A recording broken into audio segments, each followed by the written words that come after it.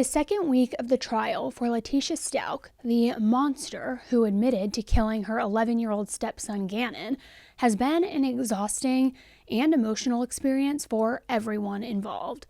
The jury is tasked with determining whether or not Letecia was legally insane at the time of the killing, and the graphic testimony has often been hard to listen to.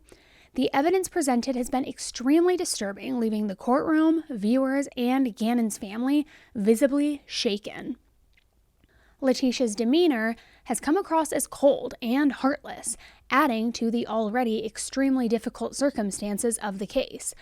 While the testimonies last week were informative, this week has been beyond chilling, revealing more about the calculated actions that Letecia took to cover up her crimes and the details of the suffering that Gannon endured.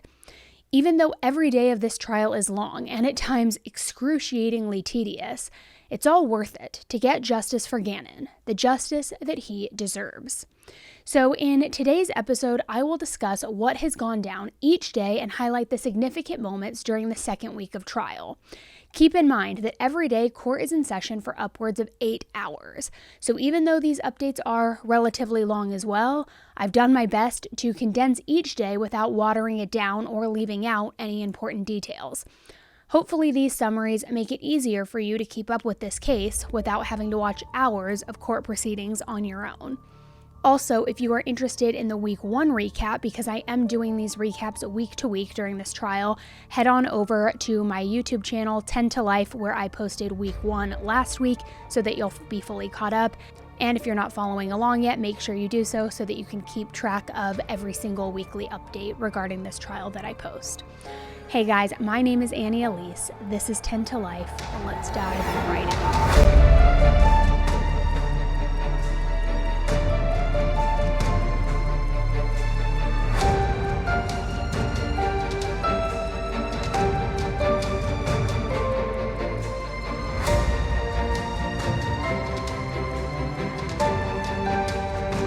This is 10 to Life with Elise. Credit cards can be a very slippery slope and a dangerous thing, but also they can be a great tool to build credit if used responsibly. Personally, I have had my fair share of credit card splurges when I had no business doing so, and by the time I received the billing statement, I had no idea how I was going to pay it off, and I mean, that's just the truth, which how many of you wish there was a better solution to paying off your debt? Well, today's sponsor, PDS Debt, has customized 0% interest options for anyone struggling with credit cards, personal loans, collections, or medical bills. With rising interest rates and the cost of living at an all-time high, it can be hard to figure out how to cover everything while also paying down past debts. But now is the time to stop waiting and start saving with your own custom debt saving option from PDS Debt. So if you're making payments every month on your debt and your balances just are not going down, this program is for you. PDS Debt rolls all of your payments into one 0% interest monthly payment so that you can save thousands in interest and fees. Everyone with over $10,000 or more in debt qualifies, and there is no minimum credit score required. Bad and fair credit both are accepted. And PDS Debt is offering free debt analysis to our viewers just by completing the quick and easy debt assessment at pdsdebt.com/life. That's pdsdebt.com/life. So take back your financial freedom today and pay off your debt in a fraction of the time by visiting pdsdebt.com/life. The trial left off last Friday with significant testimony from a former neighbor of the family. Letecia attempted to bribe Nicole Mobley to lie to detectives about witnessing Gannon get into a car with a strange man the night that he, quote-unquote, went missing. Letecia even offered Nicole money and sent a message that read, "What if you just said you remembered something suspicious after seeing this picture?" and explained the description and that you didn't think it was relevant until now. "I swear to you, I didn't do this. I just need help from someone getting this out there so they can start posting in other states." Now, after this text exchange, Nicole submitted the messages and her phone to police for evidence. Week 2, Day 5 of the trial started on Monday, April 10th, 2023, the day after many of us were spending Easter with our families. And the fact that Gannon's family will never get to enjoy holidays with him again only makes me want to see Letecia put away for life even more. Letecia was brought in wearing the same pink sweater from Friday, looking just as greasy and as bootleg as ever. And after the jury was seated, the prosecution didn't waste any time and immediately called in the first witness of the day, Dr. Susan Ignacio. Susan Ignacio is a Florida Associate Medical Examiner who has been called to be an expert witness in dozens of court cases. She explained that she conducted the autopsy of Gannon on March 18, 2020. Now, last week during the testimonies, the screen behind the witness stand showed tons of photos of evidence which was out of view of the camera and not visible on the live feeds. However, I'm not sure if it was a mistake, but the evidence screen was visible to the live feed and it showed everything the medical examiner was discussing this time, which, as you can imagine, was extremely graphic and very disturbing. I'm obviously not going to be showing any of those images from the autopsy here, and many channels that were streaming it live actually covered that portion of the screen or switched to another angle because, like I said, it was horrific. But I want to give a potential trigger warning here as well, because even though I'm not going to be showing any of the autopsy photos on the video version of this from the autopsy, I'm going to explain what the medical examiner said, and I'm going to describe what she is referring to in the evidence photos. Her testimony is vital to understanding the magnitude of what happened to Gannon, and I believe it will be a large portion for how the jury bases their decision. On the evidence screen, Dr. Ignacio pointed to the first photo of a severely decomposed small human body and pointed out places where bone was visible due to deterioration. She pointed to an injury on Gannon's chest that she referred to as a sharp force injury, which would have been caused by a blade or a knife. Next, she pointed to areas on a zoomed-in photo that showed several wounds on Gannon's little hands, and she explained that these were defensive wounds, and that these were created when he put his hands up in an attempt to guard himself from the weapon. The doctor showed a photo of a sharp force injury on Gannon's back and explained that this wound was deeper than his other injuries, and it fractured one of his ribs on his left side. During this time, Letecia is kind of looking all around the courtroom and seems to be moving uncomfortably in her seat while the damage that she inflicted on her stepson is being displayed to the court.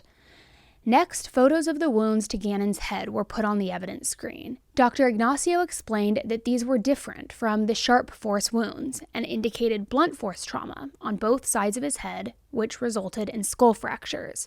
She said that these fractures would have taken a significant amount of force. The doctor said that in all, Gannon suffered 18 sharp force injuries and 4 blunt force lacerations. Next, she pointed to a gunshot wound under Gannon's chin and said in conjunction with the blunt force lacerations, that was the cause of death. The sharp force injuries were only contributing factors, and she ruled the manner of death as a homicide. The prosecution asked about results of routine toxicology report, and it was discovered that Gannon had hydrocodone present in his liver tissue, which the doctor felt was unusual for an 11-year-old child to have in his system. In another heartbreaking detail, Dr. Ignacio stated that the sharp force injuries and the blunt force lacerations to his head occurred before Gannon died. It is honestly horrifying to think that this monster woman stabbed this young child 18 times, and then when that wasn't enough, she hit him in the head 4 different times and then put a gun under his chin and fired. It is truly appalling and disgusting.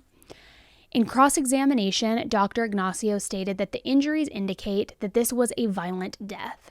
And even though there was no pattern to the injuries, it did appear that they were targeted toward the upper body. This shows that the injuries were intentionally inflicted on areas of the body that would kill someone, as opposed to stabbing or shooting someone in the legs or feet, for example.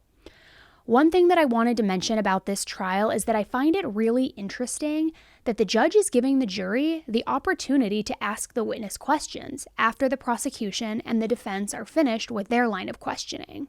Do any of the jurors have any questions for Dr. Ignacio? Looks like we have a few. Counsel, retrieve those and approach, please. Let me know if you've seen that before in any trial, But usually after there are no further questions, that's what is stated, and they just move on to the next witness. But I think it's really cool that the jury can actually write things down as they want to ask and know more about certain details being shared. For this witness, the jury wanted to know if she found any burn marks on Gannon's skin from the infamous candle spilling incident. The doctor said that she wasn't able to detect any burns due to the level of decomposition. And that was all for the first witness, and it really was a reminder about how difficult and important of a job those medical examiners truly have. Just seeing the images on a screen was traumatizing enough, so I can't even imagine the strength that it takes to be able to do their job, which is often vital to getting justice in cases like this. And I know it must have been really hard for the jury to see that as well. Nobody wants to see a child, or anybody for that matter, in that condition. But like I said so many times, if the child has to go through it, the least that we can do is see and hear about it to make sure that what happened to them isn't just swept under the rug. After the morning recess, Gannon's dad, Al, was called to the stand again after having given testimony last week. The prosecution had questions regarding the hydrocodone that was found in Gannon's liver tissue. Al explained that in the past he had a woodworking accident, which resulted in him losing the tip of his finger. After the injury, he was prescribed hydrocodone for the pain, but he didn't finish the prescription and kept the bottle in his nightstand. Al said that only he and Letecia knew about the bottle of pills in that nightstand, and that he never would have given Gannon hydrocodone. The fact that Gannon had this opioid in his system has me wondering why Letecia would give him such strong pain medication. Was it to subdue him? Because hydrocodone is known to cause extreme drowsiness, and if she were trying to help with the pain of his candle burns, sure, but why would she choose that medication? Why not ibuprofen, something more appropriate for a child? So it begs the question, was she trying to get him drowsy for a specific reason? Possibly to make what she had planned to do a bit easier. Did she want him to be asleep when she tried to attack him? And I know that doctors rarely prescribe these types of drugs anymore, even for adults with severe pain. So again, to give it to a child without instruction from a doctor seems at the very least irresponsible. And to me, it shows a level of premeditation in this situation. The next witness called by the prosecution was FBI agent Andrew Cohen. Agent Cohen explained what it means to get a wiretap warrant and how they're difficult to obtain due to wiretapping being one of the most invasive tactics that can be used in an investigation. He explained that wiretapping is only able to be utilized when all other tactics have failed in gathering critical information. Agent Cohen said that shortly after Gannon was reported as missing, Letecia's phone was seized by police. She then went to another county in Colorado and she purchased a new phone from a Walmart under a fake name. Recordings from some of the wiretapping sessions were played in court and involved conversations that Letecia had with a customer service representative from a company called fakepolygraph.com. Letecia called the number and said that she hadn't received the email of the report that she paid for, and the representative told her it would be 10 to 15 minutes. She called back a few more times until finally the representative realized why she wasn't receiving the email. May I help? Hi, yes, I was just talking to you. Is there a way you confirm where you sent those? Because I still didn't get them. Yeah, so I'm just going to get that resent for you. So if you wait for the next sort of 10, 15 minutes and let me know if you haven't received it by then. I was saying, can you check the email? Because I just want to make sure. Okay, yeah, give me a moment.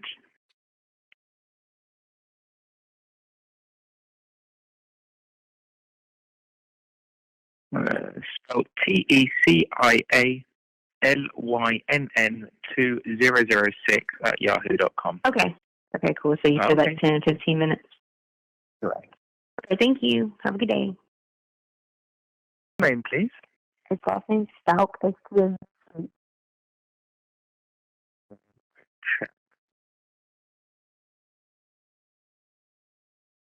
Right, yes, perfect. I can see here.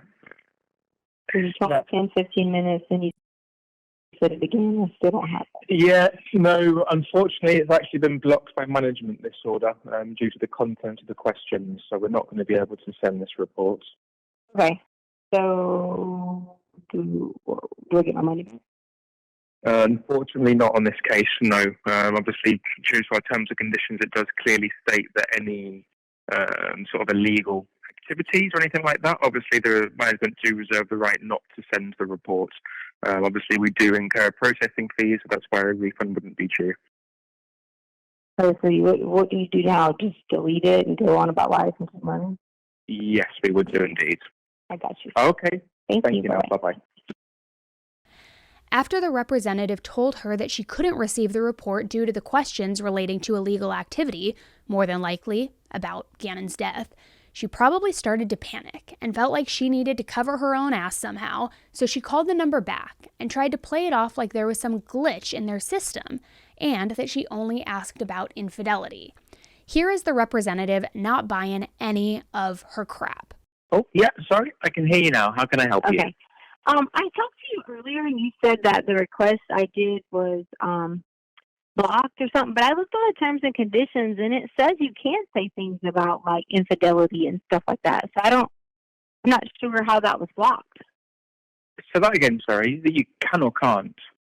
No, okay, so I did a report earlier and you said you would send it to me, then when I called back you said it was blocked, that I wasn't allowed to get the report, but then I clicked the terms and conditions and it says you can do questions about infidelity and stuff like that. Yes, infidelity you can, correct. Right, and that's what I did. Your report was about infidelity, was it? What did you say? So you're saying your report was about infidelity? Yeah, like I put questions in for it and you had to put like answers and you said something about it being blocked. Yes, so what were your questions? So it was about during the time that we were away inside of in another state that I talked to, and I gave the person's individual's name, Ortega. That was one of them. Then it said, "Are your eyes blue?" And I did a couple of the questions that were on the bottom. Okay. Yeah, not sure in that case. Unfortunately, that's not what came through.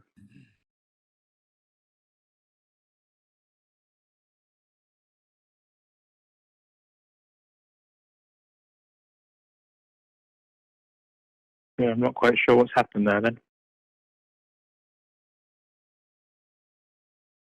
Because I read that you can do this.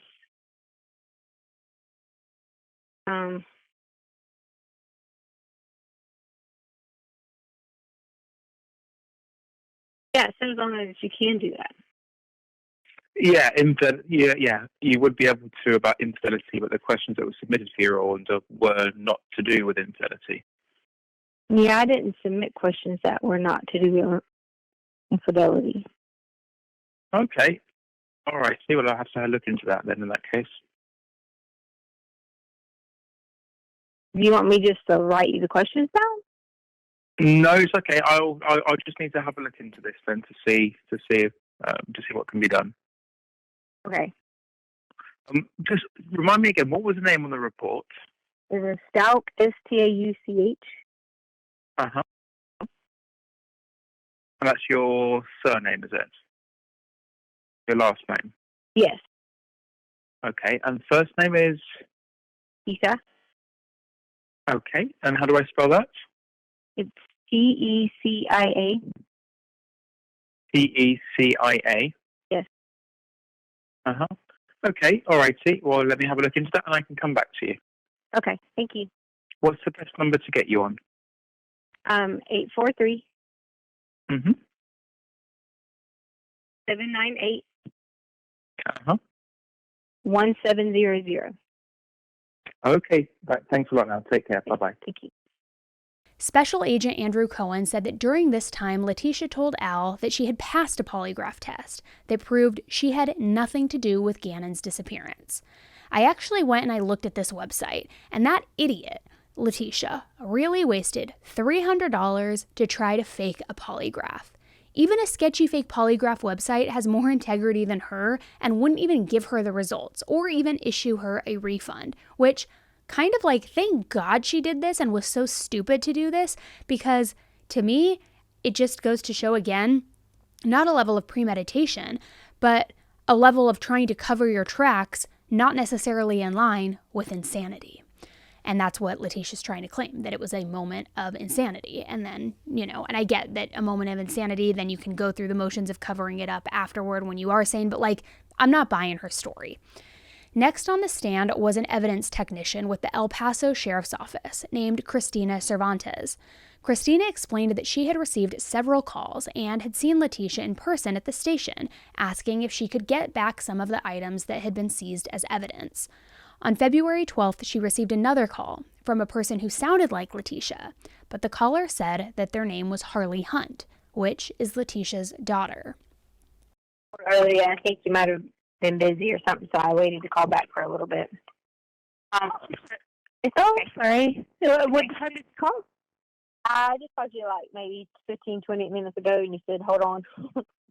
No, that wasn't. There's 4 of us working here, so that wasn't me.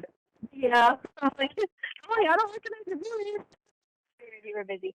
Okay, so I'm trying to find out about some contents of mine that was in a car. So my book bag, which had a lot of my Social Security card, birth certificates and stuff that was in a car that's still impounded. And I just want to know, they gave me the purse one day out of it, but how can I get the book bag? And I need my MacBook for school.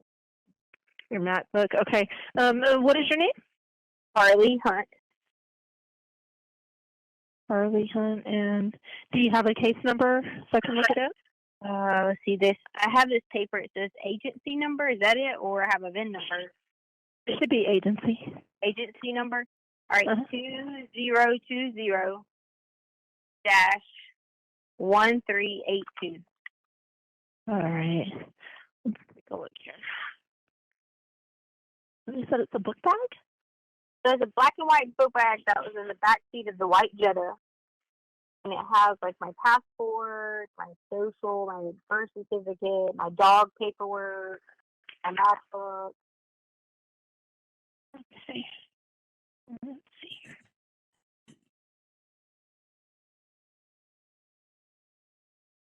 Yeah, there was one blue bag that had a MacBook in it. And then there was a black and white book bag, and there was my diamond rings are in it. And then there's a pink folder that had my birth certificate and all that in it. Okay. Let's see here. I understand they might still be holding the car, but I can't even work or anything without having my passport because I'm a flight attendant. And okay. And you said your name was Carly Hunt, is that correct? Harley Hunt. Harley Hunt. Okay, Harley. Well, I can tell you right now, everything on this case is evidence. So because it's evidence, I cannot release it back to you without written authorization from basically a higher authority. They have not given us any written authorizations to release. So, unfortunately, what you may want to do is contact the detective on this case. Have you been in contact with anybody? Yeah. Okay. All right. Well, let me go ahead and get the lead detective's number for you, and you can call them in reference to this, okay? Okay. All right. Hold on just 1 second. So Letecia tried to call and pretend to be her daughter, sounding like a full-grown woman, talking about needing a math book for class, but in the same breath said that she's a flight attendant and needed her passport for work. At the time of that call, Harley was only around 17 years old, and Cristina Cervantes was aware of that and could tell that this call was fishy. Also, why would a 17-year-old have diamond rings in their school backpack? That was just embarrassing, to be quite honest, and it's clear by those last 2 recordings we heard that Letecia thinks she's way smarter than she actually is. It also makes me wonder why she was so adamant about getting Harley's book bag and passport back. Was Letecia's passport in there as well? Was she trying to get their passport so they could flee somewhere? Were the diamonds to sell and pawn to get cash? Regardless, Cristina told this fictitious Harley person, aka Letecia, that she couldn't release any of the property because everything was considered evidence in an open investigation, and she would need to get special permission from the lead detective. I'm almost certain that request would have been quickly denied. The next witness called is a digital forensic detective with the El Paso County Sheriff's Office named Michael Bauman. Michael's job as a digital detective is to locate and preserve data from electronic devices, such as cell phones and computers. Detective Michael explained different programs that are used to extract data from these devices, such as text messages, search history, location history, call logs, banking info, app usage, photos, etc. I mean, you name it. He explained that he did a data extraction on 2 different iPhones that Letecia owned. After the defense asked a brief question to clarify how the data extraction works, there were no further questions. The next witness was a sergeant with the El Paso Sheriff's Office named Kurt Smith. During his brief testimony, he explained that he did the same type of data extraction on Gannon's cell phone. After his testimony, the court was released for a lunch recess. When court reconvened, you could see Letecia in the corner smiling and giggling to herself as the jury was brought back in. Now, I don't see what could possibly be funny after the horrific testimony given earlier that morning, but I guess someone like her doesn't take what's going on very seriously, or just doesn't seem to care. The prosecution called their next witness, who is a detective with the El Paso County Sheriff's Office named Christina Perry. Detective Perry explained that she used an undercover Facebook profile to see if she could get any information from the Gannon Stauch missing Facebook groups. And oftentimes, I just want to say, when there is any sort of investigation or crime case going on, there are usually Facebook groups made. Sometimes one, oftentimes many. So if you ever are trying to sleuth on your own or follow a case closely, I encourage you to look at Facebook, because a lot of the times they will have a group created where there will just be constant updates in there. A little warning, and I should also say as a footnote, there oftentimes is a lot of speculation and rumor involved in those groups. It's not just fact. However, it is sometimes helpful to follow those. I personally do for some, just because I find it helpful as updates are happening in real time. They often are shared in there. But anyways, Detective Perry said that she was present when Al called the detectives and stated his concern over Letecia's car being missing and not being parked at the elementary school where Letecia claimed to have left it. After the call, the detectives went on a search for Letecia's Volkswagen SUV, but they were unable to locate it. And the next day, Letecia arrived at the sheriff's office in her SUV, and it appeared to still have water droplets on it, indicating that it had been freshly washed. Detective Christina Perry said that she went to the family home to conduct a search and gather more witnesses for questioning.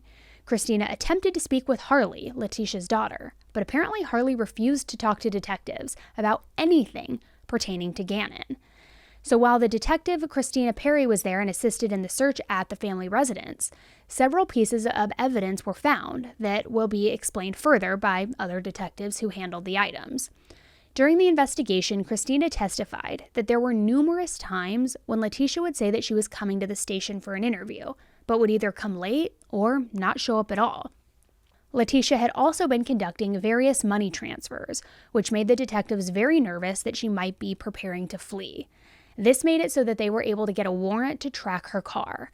So she discusses obtaining surveillance footage from a neighbor's security camera here, where Letecia could be seen with Gannon in a red truck, and then another instance where she backed her SUV into the driveway. Earlier in this case, I remember that a neighbor with security footage stated that Gannon appeared to be out of it when he was around the truck, which, knowing what we know now, could have been a result of hydrocodone in his system. The footage later showed Gannon's sister Leanna arriving home from school, Harley arriving home from work, and then the two sisters leaving together in Harley's car. The next day, Harley and Letecia were seen rearranging the cars in the driveway before Letecia left to go pick Al up from the airport.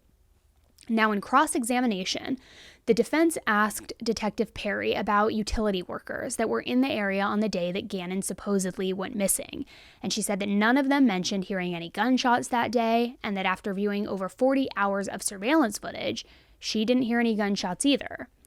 After a short break, the prosecution called their next witness, Tim Farrell, who is a detective with the El Paso County Sheriff's Office.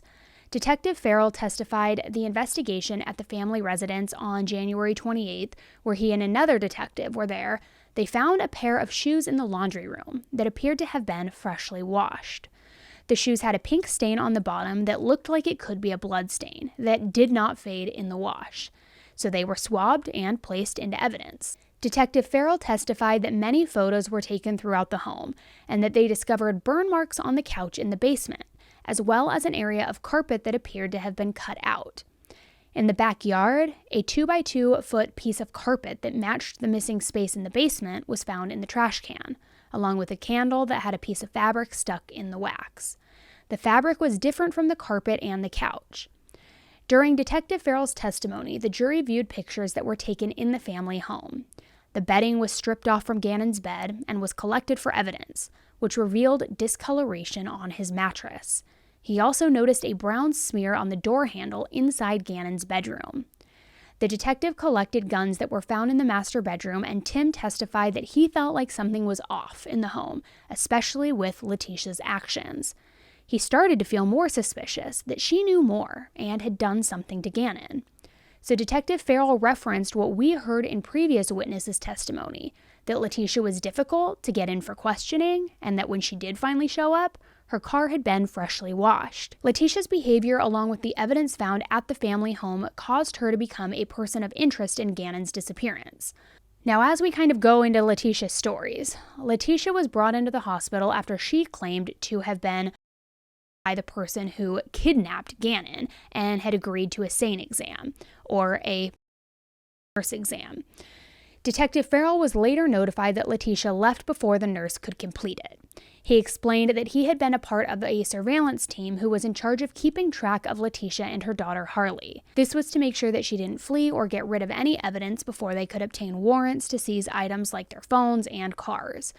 During the surveillance, Detective Farrell watched Harley and Letecia go into a Marshall's, and while they were shopping, undercover officers followed them around the store. During this time, he was notified that a judge had signed a warrant to retrieve Harley's phone and car. Letecia was seen leaving the store with Harley's phone first, and as officers started to approach her, she bolted away from them at a full sprint. Detective Farrell testified that he then pulled his firearm and commanded Letecia to stop running, and she complied when she saw the gun. When Harley was taken out of the store, he reported that Letecia yelled at her, "Don't tell them anything," even though neither one of them were under arrest. The only reason they were detained is because of how Letecia reacted when she saw the officers who were there to collect the phone and car. During Tim Farrell's testimony, Letecia was biting her nails, moving around in her seat, rubbing her face, and seeming very nervous and uncomfortable. The next witness was a detective for the El Paso County Sheriff's Office, named Peter V. Hill. Detective Peter testified that he was present during the search of the family home. He said that when he entered Gannon's bedroom, he smelled the odor of ammonia or bleach, and the scent got stronger as he moved further into the room.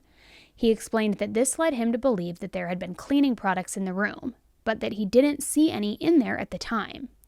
He saw a stain on Gannon's mattress that appeared to be blood, and swabbed the stain to be analyzed later. The last witness on the stand was a reporter named Spencer Wilson, who used to work on stories in the Colorado Springs area for CBS 4 news station. Spencer was a part of the team working on the Gannon story, and he was there to cover the news about a search at the family's home. He explained that while he was standing on the sidewalk outside of the home, a moving van and a car drove by and he yelled out the window at him. The person yelling was being critical about the way that the news had been covering the story, and it took him a moment to realize that it was actually Letecia yelling out the window at him.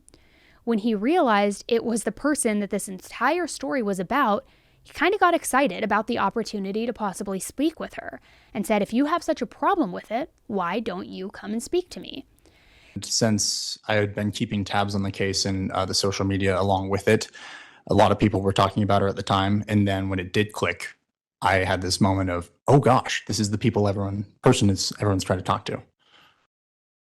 What was her demeanor like when she did that? Angry, I guess is the best way to put it. She was not excited that I was there. She was not excited to see other members of the media there. There was a lot of people down there covering the story. And just the words she said to me were basically, "You're doing this wrong." Okay. And so then that's when you make this arrangement to go talk somewhere else. Did you in fact do that? That's correct. I offered to do an interview. She mulled it over for a quick second. There was some conversation in the car. Eventually she said, "Okay, we'll give this a shot." And I said, being the reporter I was for that station, I don't want everybody else to have this at the same time. So let's go somewhere else. And she agreed that it would be a spectacle if we were to do it right there. So we drove to a construction lot, maybe half a mile away. Okay. And just for contextual reference, Spencer testified that Letecia requested that her face not be on video. So he set the camera up facing him and the back of Letecia's head. And this is in a now infamous interview. Spencer said that this interview was a huge win for his career and for the news station. But for some reason, during his testimony, Letecia had her head in her hands. I don't know, she must have been embarrassed about the things that she said in the interview and how manipulative and big of a liar it shows her to be. But Spencer said that Letecia showed her true colors during a pivotal moment in that interview. At the very end, this was the thing that was the most interesting to me and why I remember it so much, is that I asked, "Is there anything that you would want to say to Gannon?" In this interview, she had told me that she believed he was coming home. She said yes, gave her statement, and I said, "Okay, we got it." And then she said, "What if we did that one more time?" And I said, "Sure, whatever you want."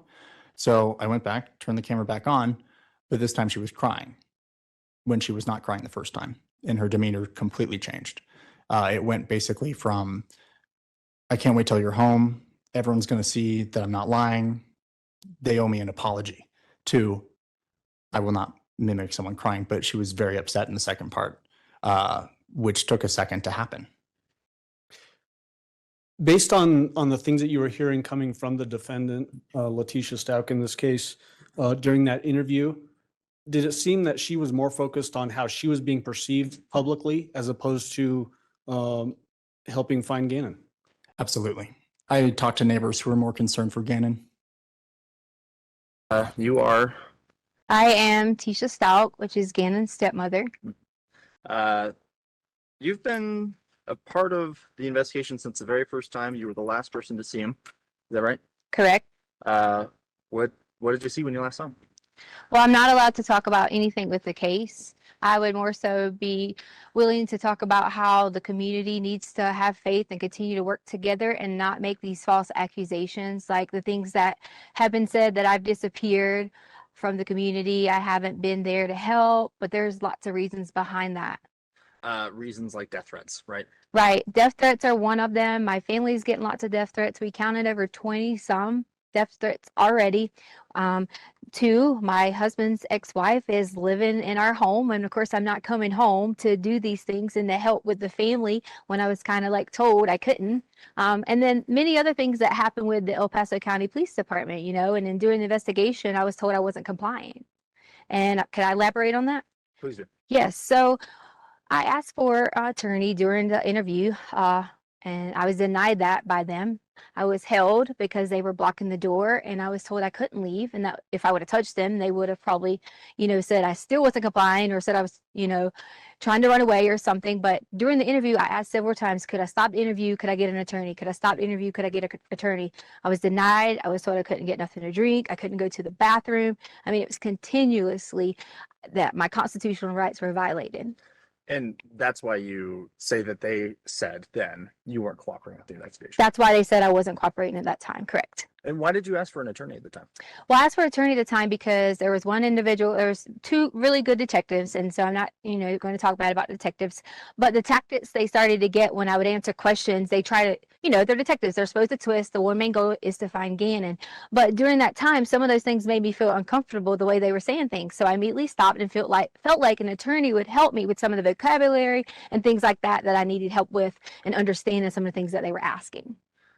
I'm going to shift gears to what has become a huge online presence of people obviously trying to do the right thing, help find Gannon. But at the same time, sometimes it just feels like rumor mongering. Have you seen any of those comments yourself?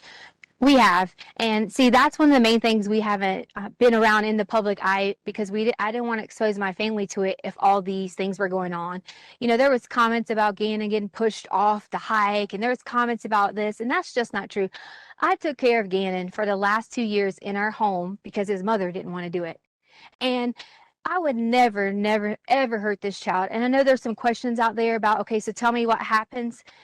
That's up to the investigations when they end up letting you guys know, but I've cooperated with them, even to the point that we were held with a gun, and my daughter, a 17-year-old who serves our country in the United States Air Force, who has never committed a crime or done anything wrong in her life, was put in handcuffs over the keys that was in her purse so they could take her car. And they weren't in there. They weren't even in her car, I mean, in her purse. And they were in my pocket. You originally didn't even know if it was a law enforcement officer? I didn't know it was a law enforcement officer because when he came out, I guess he was putting his jacket on, and it wasn't necessarily his fault. He was adjusting and happened to catch me. But I saw the gun and I panicked originally and kind of thought, oh gosh, I got to, like, who's this guy? And then once I realized it was the sheriff's office, I was totally okay, but they still had a gun and told me they were going to shoot me. But I was really concerned about my daughter, asking why she was being detained in handcuffs and things like that, when that shouldn't even happen for a child. That shouldn't happen for someone who was standing inside of a store shopping, because we couldn't have any clothes because all of our clothes were here. If we came here and got clothes, you know, we would be harassed. So she went to purchase some underwear and things like that and was put in the handcuffs in the store, you know, and then brought out with men with guns. And that's just not okay. You know, they could have approached me and said, hi, I'm with El Paso County. Can I please get this? Instead of the way that it happened. I'm just going to check your chat. Doing great. I want to make sure that we're still good on recording, still can hear you okay. Okay, yeah, sounds like we're good. Every once in a while my mic will be out, and I want to make sure that's not going to happen here. Okay. I should try and clarify here. Not necessarily crime rates, but the way that people are reacting online to rumors about you with the search. Oh yes. Wow. The rumors have gotten so bad. I pretty much have been told at least 10 different ways that these people have these conspiracy theories. I guess they watch a lot of law shows and maybe they have all these theories on how Gannon is dead. And that's what they're saying. So I'm like, why are you saying Gannon is dead? He is not dead. We are going to find Gannon. And that's the main goal that we all have. My family has. Just because you haven't seen us, we have that same goal. And we've been out searching. My aunt has been out searching. My family has been out searching. We all have been doing that together so that we could protect each other. How does it feel when not only you have a lost child who you are in care of, but then people blaming you for that child not being there? You know, I'm just ready for Gannon to come home. Most importantly, for him to see his family. But second, I am going to be so ecstatic when I'm able to say to people that I hope they have a really sincere apology for all these theories that have came out online, for all the things they said that I have done or people have done. And I just want everyone to know that we're going to find Gannon. And I love him so much. I've helped taking care of him for so long. Can you talk to me a little bit about him? I don't know him. Gannon is so kind and he loves to play video games. That's one of his favorite things. He loves Sonic and Mario, and you know, he's always helpful, and he was always so helpful with the dogs around the house, and we have 2 little cute dogs, and he was always like a person I could say, Gannon, can you go do this? And he would do it right away. You know, sometimes with kids we have to remind them and things like that, and that's okay, but he was so sweet and able to help anyone. He could notice when you're sick and say, are you okay? And such a kind heart. I know you just said that you can't say anything about the investigation, so you can just say so again if you can't answer this. But is there anything we can hear about the hike? Was there a hike? You don't. That just seems like rumors right now. You know what? Could we bring my daughter up here? Because she can go and say that, you know, she came home from work after the hike, and she can verify that Gannon was at our home. Okay, yeah, that's fine with me. If she doesn't want to, that's okay. But you're allowed to after. Not an okay so far? Yes, I need Harley. Because they want you to verify was Gannon at home after the hike. Because you didn't go to the hike, but you came home from work. Want me to just say yes? No, just answer the question. Yes, you came home from work and you can verify Gannon was at home. Yeah. I told her she didn't have to be too in depth because she is still, you know, a child. But I want to make sure that someone knows that there's another person to verify that Gannon. Sure. Does she need to hold this? No. Yes, so I came home later that evening. I was at work and I can verify that he was there that night. So there was a hike that you guys went on, but then you guys came home. Yes. Where'd you guys go hiking? Garden of the Gods. Oh, yes. Okay. I guess when And then we ate Burger King afterwards. So, you know. there you go. Yeah. And then it just was, I'm gonna go to play at a friend's house. And then it was just, I'm off to go to play at a friend's house. Unfortunately, I'm not able to like comment on that anymore. And for that reason is because some things have been turned and twisted. And, you know, that was one of those stories you were talking about where people say things. We had to hear things like who would let their child go out at dark and things like that. And that's just why I don't want to answer that. If I had to give, I'm not gonna say that part. That's okay. Never mind. I could take that out. I understand that it gets tricky with Yeah. legal stuff. Do you feel like I asked you what I need to? Do you feel like this is going to help kind of turn the tide of what feels like a witch hunt, in my opinion? I hope am I on camera now? You are Okay. still. Okay.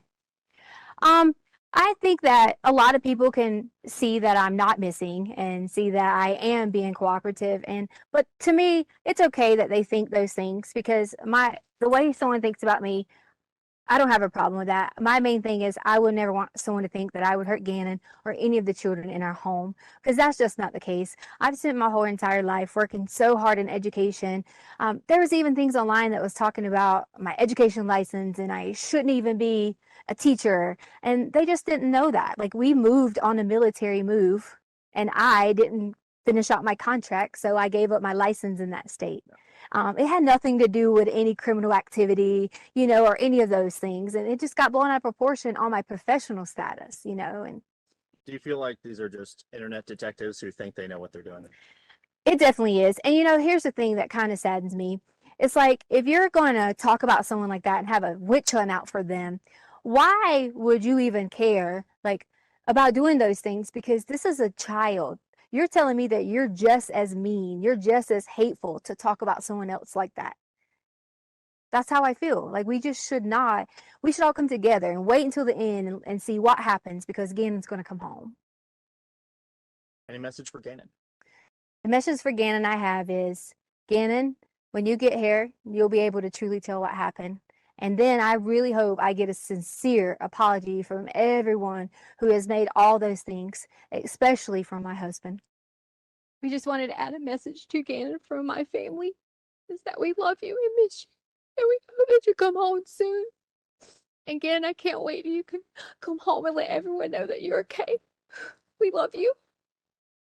So first of all, we can hear and see, if you're watching the video version of this, that she literally tells Harley exactly what to say. And you can even catch her a few times referring to Gannon in the past tense.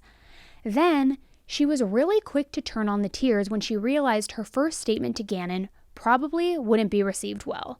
In the first statement, she was more concerned about getting an apology than she was about him actually returning home safely. That's clearly how she felt. But in her manipulative mind, she knew she had to come across more loving and concerned on camera for her public image. However, I think everyone could pretty much see right through that interview and that the fake tears didn't make a bit of difference in how she is perceived. Day 6 of the trial started on Tuesday morning. The first witness called to the stand was Letecia's half-brother Dakota Lowry. I don't think anybody was prepared for how emotional his testimony would be. Before the prosecution even began questioning him, Dakota yelled, "Why, Tecia?" from the stand. You could immediately tell that the death of Gannon and the arrest of his sister as the responsible party for the death had absolutely shaken him to his core. So much so that they took the cameras off of him for a couple minutes. The jury left and they made sure that he was okay and could gain his composure before resuming and answering questions. But before they turned off the cameras, you could see Letecia sitting there, not even looking bothered in the slightest that her brother was so heartbroken. It's important to note that Dakota has been open about his anger towards Letecia. He did not want to testify, but he was subpoenaed, meaning that he had no choice. He flew in from North Carolina on Monday night so that he could testify on Tuesday. The grief and trauma that he is still dealing with could be easily noticed during his testimony as well.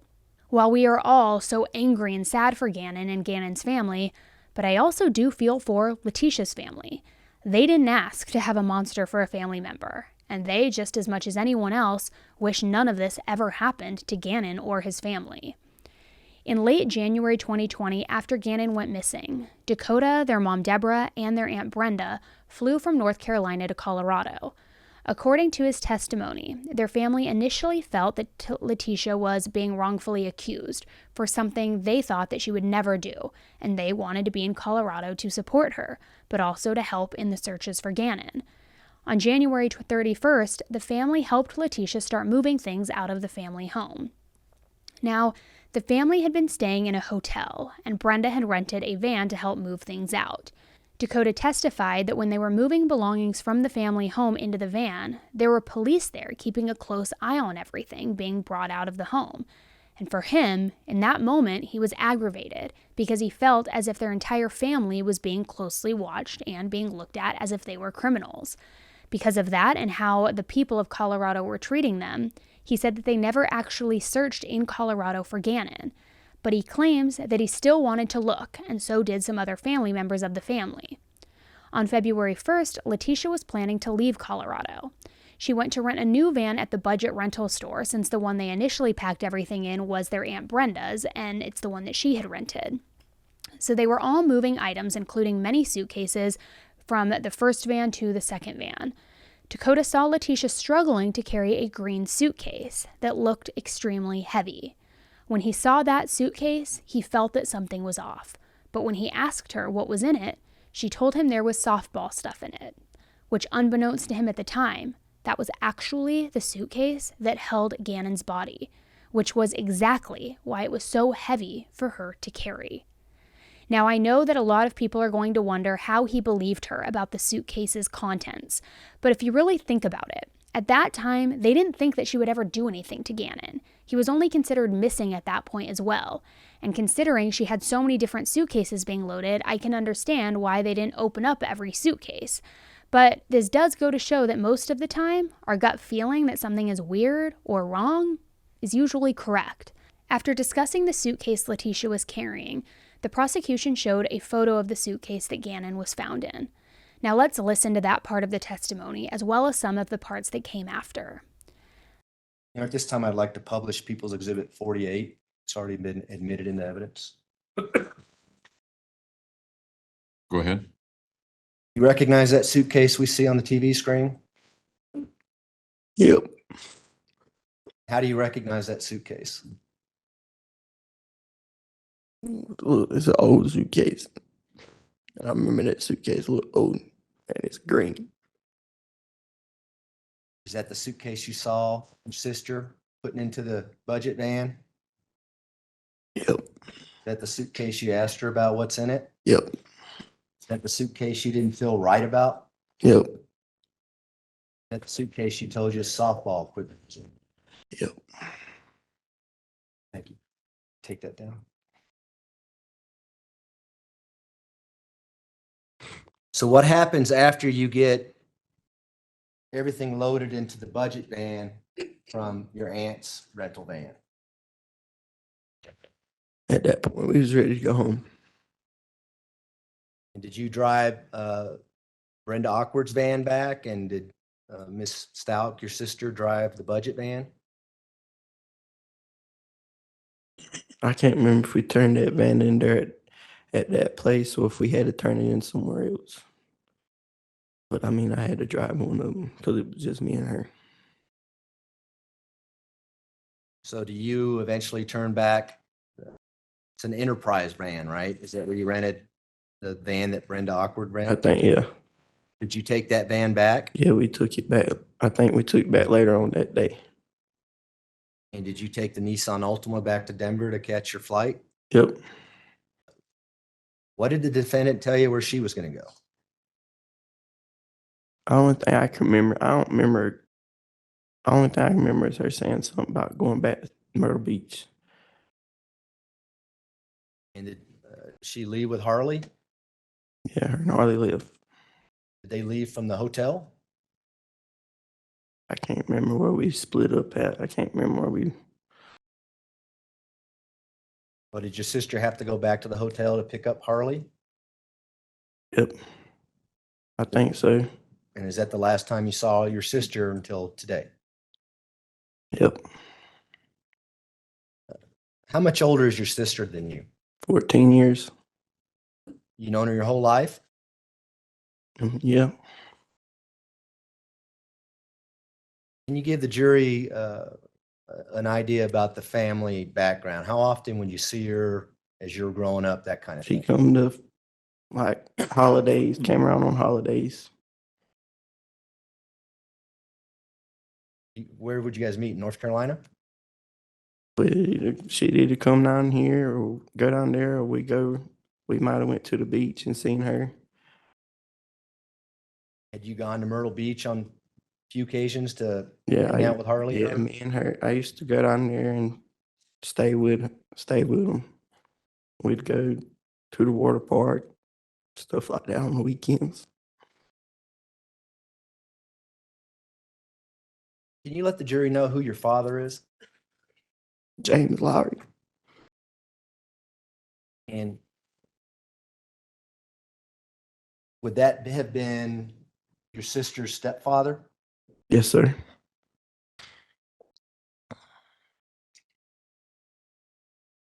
Is your dad still alive? No, sir. You know when he died? 7th birthday,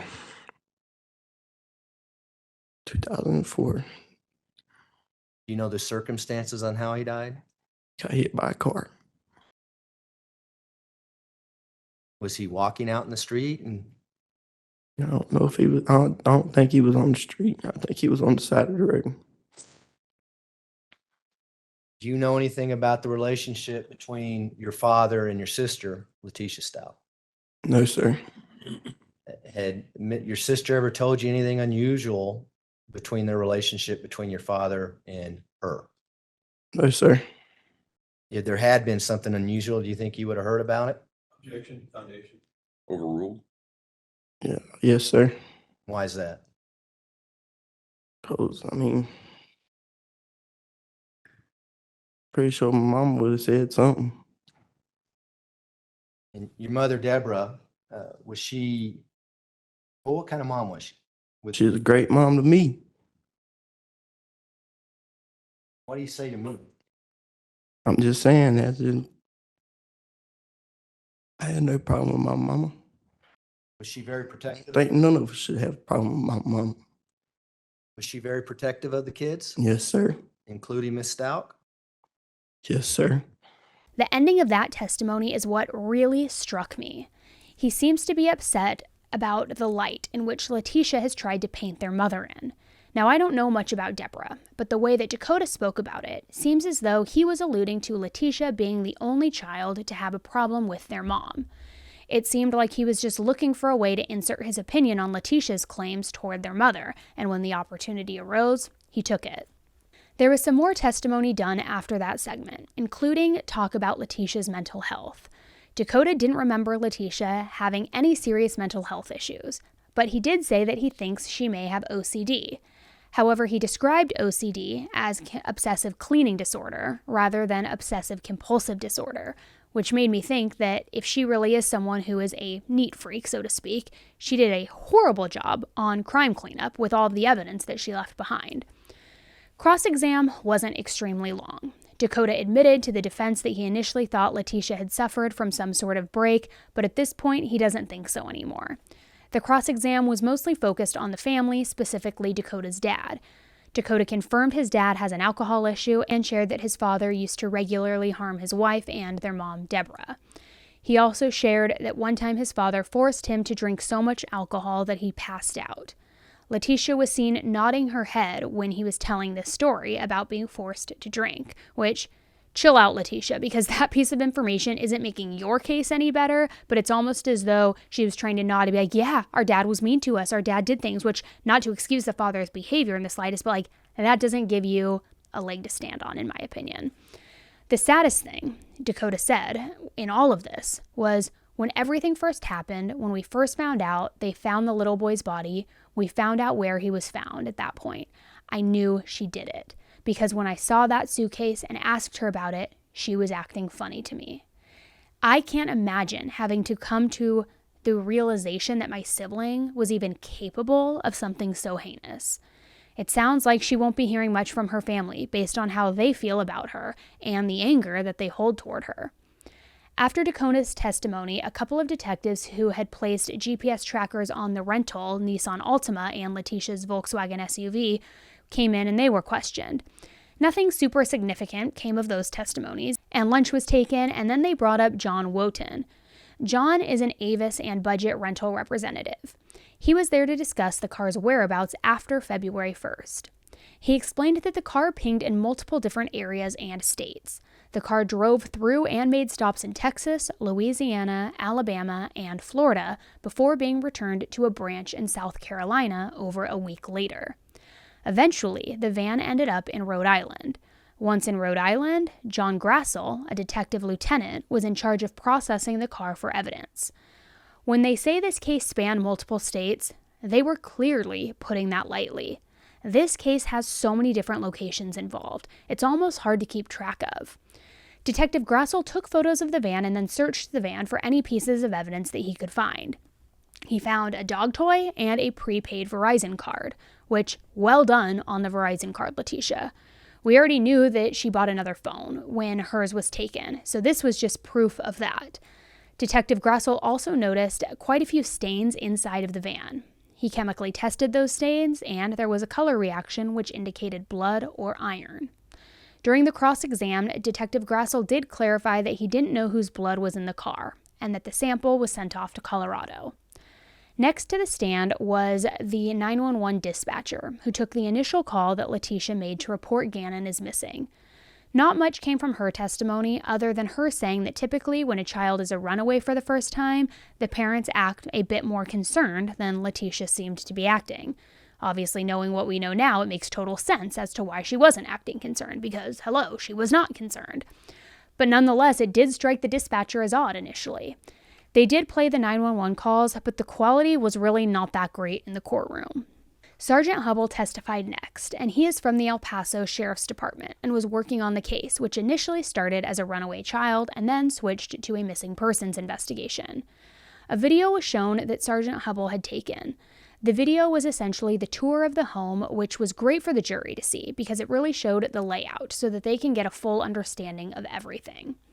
Sergeant Hubble explained that all available detectives began working on the case as soon as they started feeling a lack of cooperation on Letecia's end. He discussed the blood that was found in Gannon's room, and again, for someone who's a clean freak, allegedly, she did a terrible job, and thank goodness for that. Sergeant Hubble explained that finding the blood really escalated their investigation.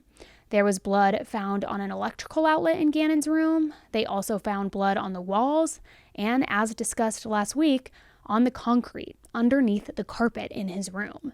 While they could tell that the blood had been cleaned up, there were traces left behind and some areas weren't as clean as others. Blood was found in different areas of the house, such as the living room floor, the laundry room, the downstairs steps, the storage room floors, and more. But, as expected, the majority of the blood was found in Gannon's room. The last testimony of the day came from a forensic nurse named Amanda, who was doing the same exam on Letecia, and this was on January 29th after Letecia had disclosed that she had been violently during her interview with law enforcement. And if you aren't familiar with that story, go back a couple videos on my YouTube channel because I break it all down. She had like 3 different rapists that she named, saying like that her and Gannon were held hostage, but then this attacker allowed her to make phone calls. Like, it's just bizarre. So while this nurse was testifying, Letecia apparently said that she was going out to the waiting room to see Harley, but then she actually left and never came back. However, from what the nurse did gather, there was no evidence of her ever being assaulted, nor was there any evidence of trauma to her head. Letecia told her that the incident happened in her home between 2:45 and 4 p.m. However, we know that Lena came home from school shortly after 3 p.m., so by that timeline, it wouldn't make any sense. And first off, it really upset me that she lied about being sick and took up a nurse's time for no reason. There are people who are actually getting violated and people who are trying to help them and are basically not believed due to people like Letecia lying about things like this. The nurse did notice marks on Letecia's hands, which would indicate a struggle. And it would make sense considering what we've learned and that Gannon was trying to defend himself. So that was the final testimony on Tuesday, and then court was set to resume Wednesday morning. Wednesday morning started with Detective Jessica Bethel, a former El Paso Sheriff's Office detective who was the lead in Gannon's case. Jessica explained that this case got a lot of social media attention and quickly grew to having at least 10 agencies involved. It was described as an all-hands-on-deck approach.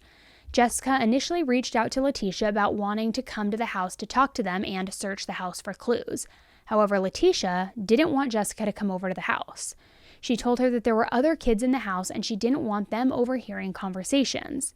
So Letecia and Jessica agreed to meet at a Starbucks per Leticia's request. Al accompanied her and another detective accompanied Jessica for that interview. The interview wasn't something that brought forth a bunch of information. However, there was something that stuck out during it, and it stuck out to me. Gannon had supposedly texted Al asking for bath salts on Monday. This was a day after Gannon had asked Letecia for some, and she claimed that she had given him a bath bomb to help with his stomach issues. Al said that after Gannon texted him about bath salts, he told Letecia to go and check his backpack. Allegedly, a 2-pack of Swisher Sweet cigars was found. According to all we've heard about Gannon, he doesn't seem like the type of 11-year-old to be hiding cigarettes. There's something that just seems very odd in this. It seems like maybe Letecia was going out of her way and staging things ahead of time to make Gannon look like an out-of-control, young, almost teenager.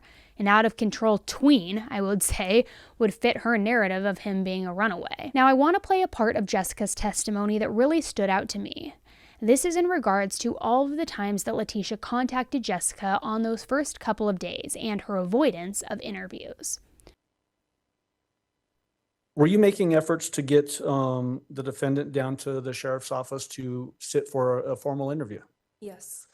While that was happening, did Al Stauch, Gannon's father, show up at the sheriff's office and actually sit for an interview? Yes, he did. Was that at about 4:30 p.m. on January 28th? Yes. Did you send a text to the defendant asking her to come down at roughly the same time? I did. Did she come down? No, she did not. Did she even respond to your text message? I don't believe she responded initially, no. Okay. Later that evening at about 6 p.m., did you get a call from the defendant? Yes, I did. and what was the call? Was it to your cell phone? Yes. Does the sheriff's office have areas in the building that make cell phone service difficult? Yes, they do. Did you experience that with this particular phone call? Yes, I did. So what did you do in response to that? Because I wasn't able to completely talk to Letecia on the phone, I hung up with her and I called from a landline located within the sheriff's office. Did you get a better connection on that? I did. Was that particular phone call recorded? No, it was not. Do you remember what she told you or what the discussion was during that phone call? She was discussing her relationship with Gannon and Lena. She told me about how her parenting and Al's parenting was separate, that they never formally adopted each other's children, that she wasn't allowed to make parenting decisions for Gannon or Lena, and Al was not allowed to make parenting decisions for Harley. Okay. And then did she tell you during this particular phone call the last time that she actually saw Gannon, at least the way that she's reporting it? She did. She mentioned that she saw him, I believe it was between 3:15 and 4, and she had mentioned that there was a TV show on that she had liked to watch. And I asked her what that TV show was, and she could not tell me the name of the TV show. Did she describe the clothing that Gannon was last seen wearing by her? Yes, she did. What was that? She said it was a blue shirt, blue pants, and his tennis shoes. Did she also mention a blue hoodie? Yes. Did you ask her during this phone call if she would come down and talk with you at the sheriff's office? Yes. Did she accept that invitation or did she decline it? She declined. Did she give you a reason why she was declining it? She said that her stomach was bothering her and she was having to make multiple stops at different Walgreens to use the restroom. Okay.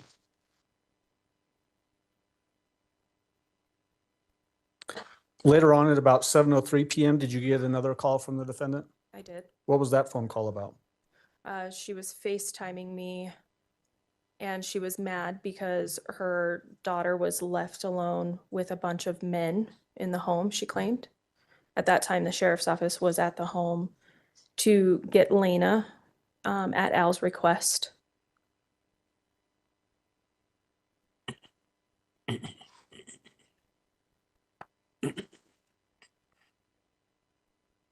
So I think that's later on when she's asking about that. Would that potentially have been at 11:52 p.m., that particular call? A FaceTime call where she's upset about and needing Al to come home? That could have been, yes. Okay.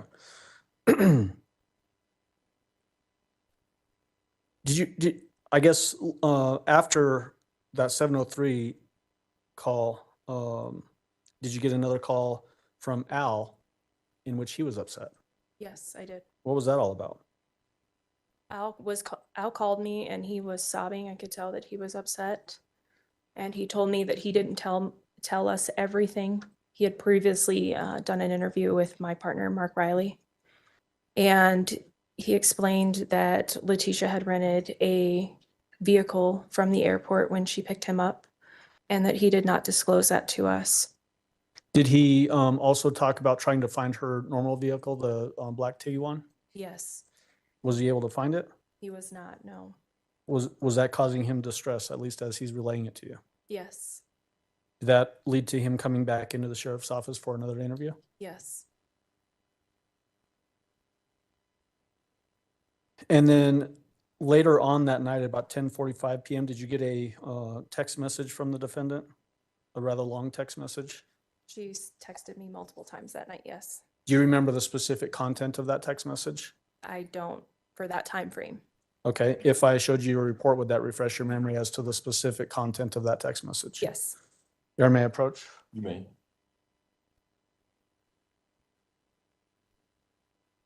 And for the record, what I'd handed to Ms. Bethel is pagination 01-0043. Did that refresh your memory as to this longer text message? Yes. What did the text message say to you? She was asking what I wanted from her, and she was saying that she was being set up and that she learned that information from a fellow Blue with El Paso County. Was that basically an implication that she had an inside source to the investigation to you? Yes. Was that, did that turn out to be true? No, it was not true. Did she also express during that text message the same sort of theme that she was upset about her daughter being in the house with people from the sheriff's office, men from the sheriff's office? Yes.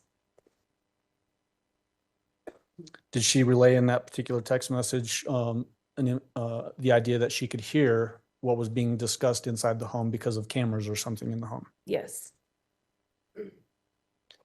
Did you respond to her? I did. What did you respond with? I asked her if she had any information to help me find Gannon. Did you also invite her to come into the sheriff's office to talk with you? Yes. Did she accept, or what happened? She declined. I'm going to retrieve that page from you. Letecia's first phone call to Jessica seemed over the top. I don't understand why she would need to talk to the detective about their parenting styles being different and not being able to discipline. It was almost like she was using Jessica as a therapist or to get her on her side. The excuse she made about stopping at different Walgreens to use the restroom was so oddly specific. Also, her FaceTime call about Harley being left with a bunch of men is ridiculous. She said that she had cameras, so why was she so worried? Couldn't she have just watched the cameras if it was that big of a deal to her? The prosecution then went and played audio from a FaceTime call between Letecia and Jessica. It's pretty short, so let's listen to that full audio. I'm just trying to figure out I got your message about something. I talked to you earlier. You didn't say anything else. I'm just trying to I'm confused at what you want me to do, what's going on. You talked to me, now you want to talk to me again. Well, you sent me that message saying I don't know what you want from me, so. Yes, because my child couldn't leave. I couldn't go home. I don't have anywhere to sleep. I mean, like, I just don't understand. Well, I'm sorry. I mean, that sort of kind of came out of left field for me. All I'm trying to do is gather information to find Gannon. I don't understand what you mean came out of left field. My own child could not leave, so how is that out of left field? What do you mean your child couldn't leave? She was trying to go to Starbucks and was left there and forced to stay there with men in and out the home by herself. Okay, I don't know what happened at your home. I know that she was offered the opportunity to come into the office and she didn't want to, so she didn't go into the office. But what does she need to go in the office for? She can't go get food. She can't go get coffee and have to be asked why she gets coffee. Either Starbucks app to see that she gets coffee like every day.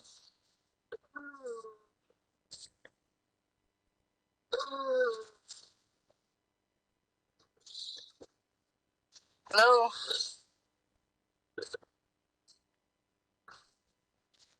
Is there anything more that you might be able to share with me to help me find Gannon? Just give me this.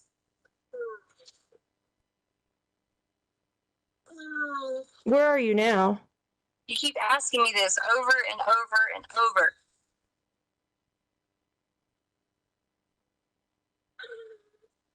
Where are you now?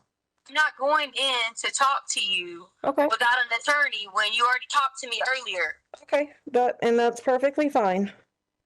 But I just don't understand what's going on. Do you have anything, any further information to give me that may help me find Gannon? Any new developments, new information? I told you this. Okay. Well then, I'm gonna go ahead and end the conversation then, because we've already spoken. Okay, so why do you keep saying because someone came and looking for me, wanted me to go talk to them, so now it's you. So I'm trying to figure out what's going on. You and I have already spoken. If you don't want to come in to speak with me at the office, that's completely fine. Okay, but why was someone? I don't know. And so what I'm saying at this point in time, Letecia, is if you don't have any other information for me to actively look through to find Gannon, there's no point in me continuing this conversation. I need to get off the phone here and start working on leads and developments. Okay. All right, thanks. Letecia was clearly more concerned about her and Harley than she was about Gannon. Personally, I feel it was evident that her intentions were to make her life as easy as possible and not have to deal with Gannon being missing. She seemed to be working on distracting Jessica with anything she could other than Gannon's whereabouts. After that call, Letecia and Jessica kept texting, but all the text messages were mostly centered around Letecia herself, not much about Gannon. Jessica was continually pushing for an interview, and in the early morning hours of the 29th, Letecia texted Jessica with a story about something happening to her, but said that she couldn't talk about it in front of Al as he would become violent. So Jessica scheduled a 10 a.m. interview at the sheriff's office, but Letecia didn't show up until about noon. Letecia claimed that she was late due to taking safety measures, as she claimed that her daughter Harley was being stalked and that they were getting death threats. However, Jessica said that there was no indication of either of those things being true. So what was she doing during that 2-hour window? Shortly after that, they started playing the interview that Letecia showed up to at noon for, which was over 4 hours long. In the beginning of that recording, Letecia was in the room by herself waiting for the interview to start, and quite honestly, she seemed unbothered as hell. The prosecutor wanted the jurors to take note about how she was acting and how it relates to her mental health. When Jessica and another law enforcement officer came in, Letecia casually said that she hadn't eaten all day, and they offered her food, so she requested a Hot Pocket and a Coke, which I love myself a good Hot Pocket, I really do, but only the 5 cheese ones. I don't like the pepperoni ones.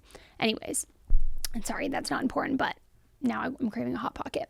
So Letecia acknowledged that they would be recording the call, knowing that that was going to happen. However, she wanted to make sure that they wouldn't share what she said, since she would be telling them some very personal information. She also was read her Miranda rights, agreed, and signed a waiver acknowledging her agreement. So Letecia started talking, and Letecia talked about her job as a 5th grade teacher and that she just finished her job. She was in between deciding what to do next.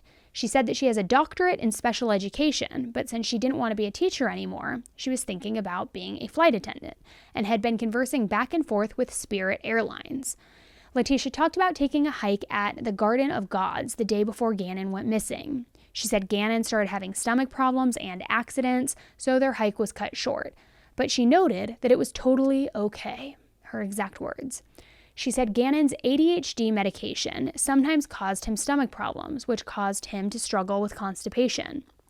Letecia then spoke about Gannon lighting the infamous candle. Gannon was allowed to light candles so long as he was being safe. Letecia said that the alarm went off, and when she tried to enter the code, the alarm wouldn't stop screeching, "Fire, fire, fire." Shortly after that, she realized smoke was coming up from the basement. Now, Lena is a very heavy sleeper, but fortunately, she woke up quite easily that night. Letecia gave her the keys and had her take the dogs to the car. She went to the basement and saw a fire on the ground. According to her story, Gannon was asleep on the couch next to the fire. They were able to put out the fire and they left the home because the fire was out. She was panicked and Gannon was upset and afraid about punishments to come. When they got back, they agreed to fix the carpet the next day. Now I want to pause right here. Remember her story of him knocking the candle over while playing on his Nintendo Switch when he wasn't supposed to? Which is it? Because once again, she's unable to keep a story straight. Letecia then began talking about the next morning. She said on Monday it's when she first noticed the burns. Again, I find it hard to believe an 11-year-old child would be so badly burned that their skin is bubbling and peeling that they wouldn't have said anything sooner. Also, just for clarity's sake, as we sort through all of her lies, this version of the story has already been disproven based on the video shown during opening statements. Because if you remember that video, it was taken on Sunday night, so it wouldn't make sense for her to take that video but not know about the burns. And let's listen to it again just as a refresher. Burns. 2, I just don't know what to do.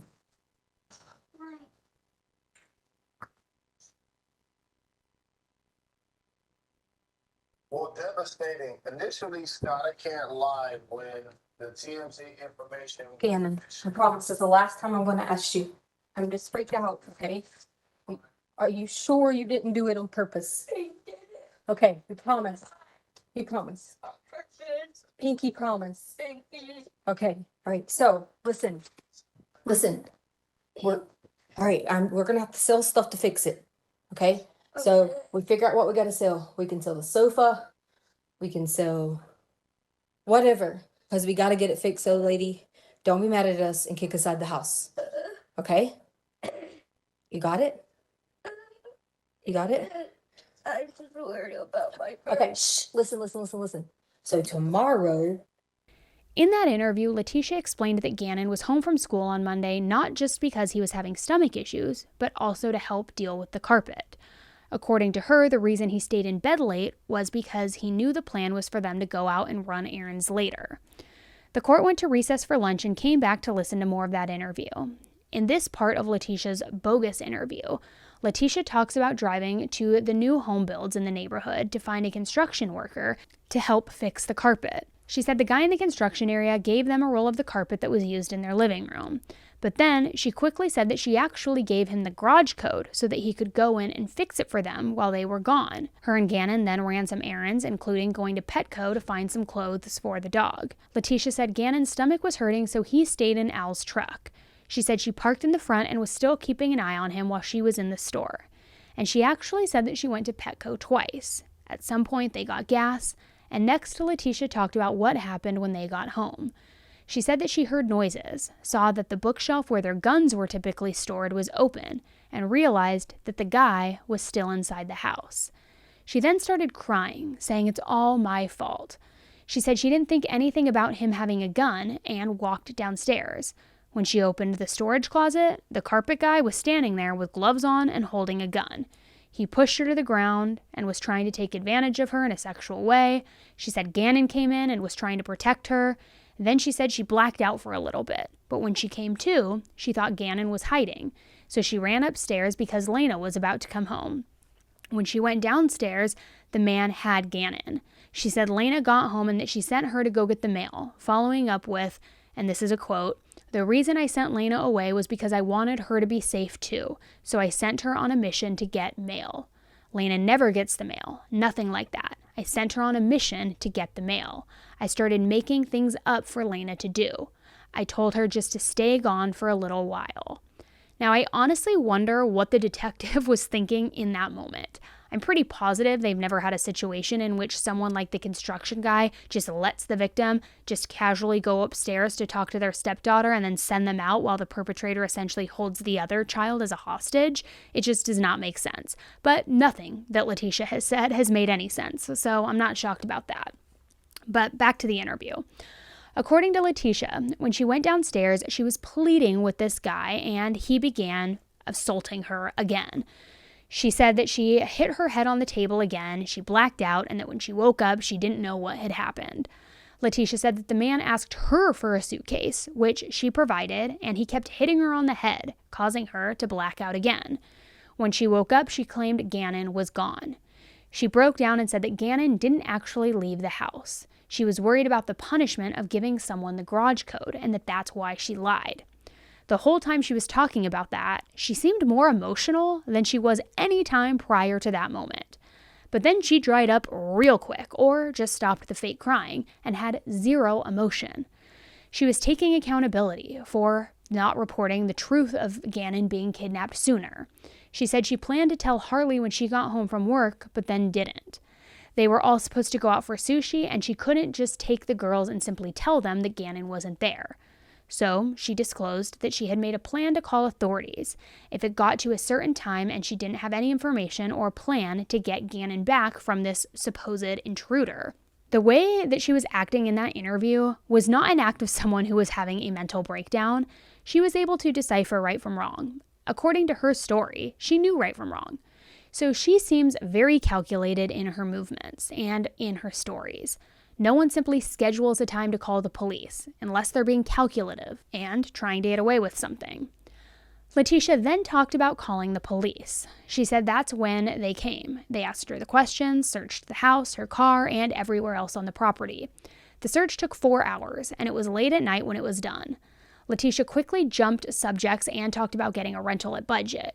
Her car was a lease, and she said she could only put 1,000 miles on it. According to her, she was very anal about it.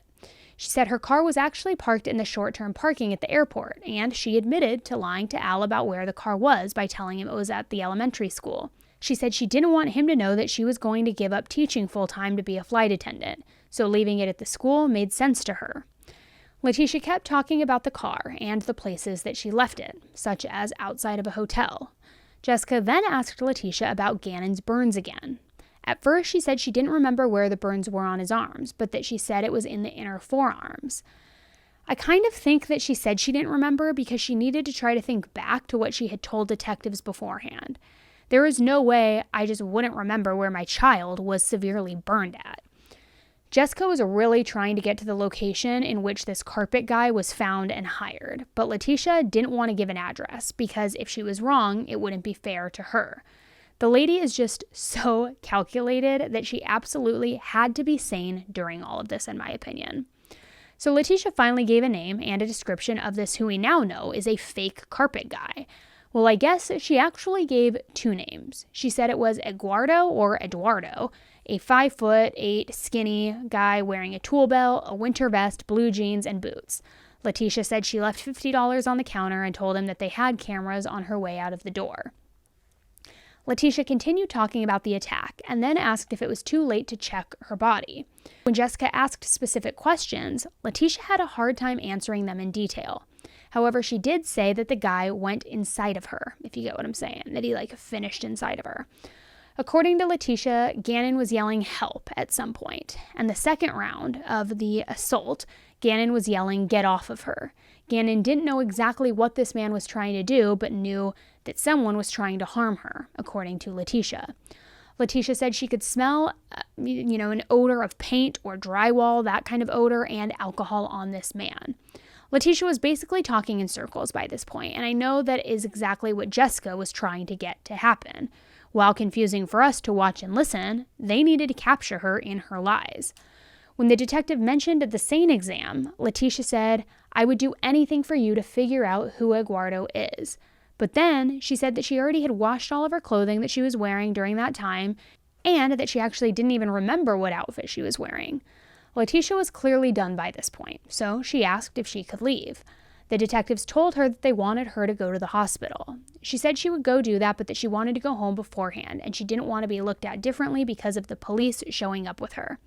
The detectives explained that they would go in through the back door in plain clothing, so it would be discreet. She started naming reasons why she needed to go home, though. Couldn't go to the hospital, had to go home first. And some of her reasons were that she was hungry, thirsty, had chapped lips, needed to shower, her lips were burning, and whatever else she could think of or say in that moment. And I just have to say, for someone whose stepson was missing, the lack of concern for him really was showing. Rather than going to the hospital to get a SANE exam to find this perpetrator who kidnapped him, you're more concerned with going and putting Aquaphor on your lips? Like, make it make sense. And for someone who claimed to be harmed herself and claimed to want this perpetrator found, she really didn't seem interested in following the steps to ensure that that would happen. It was all about her, and her only. But it all makes sense, because this was just a complete made-up story to take the focus off what really happened to Gannon. Eventually, Letecia walked out of the interview room. A different detective, who was a man, took her cell phone and told her that they were applying for a search warrant. Letecia responded that it was unconstitutional, and he told her that she could bring that up later. She kept asking for directions and her family. They eventually told her that she was being detained for false reporting until they could get a search warrant, and they put her back in the interview room. It was essentially one big verbal temper tantrum at the end, since she wasn't getting her way like she had planned for. By this point, the interview recording was not fully done, but it was late in the day, so the announcement was made that whatever is left on the audio, about 30 minutes, would be played on Friday morning when court starts at 9 a.m. Outfit change. So day 8 started on Friday, continuing with Letecia's 4-hour interrogation video. She could be seen standing in front of the couch, taking what seemed to be some sort of medication. After that, it seemed like she sipped a little too much water, because she then proceeded to stuff some napkins down her pants and said, "I just peed myself a little. Now my pants are wet."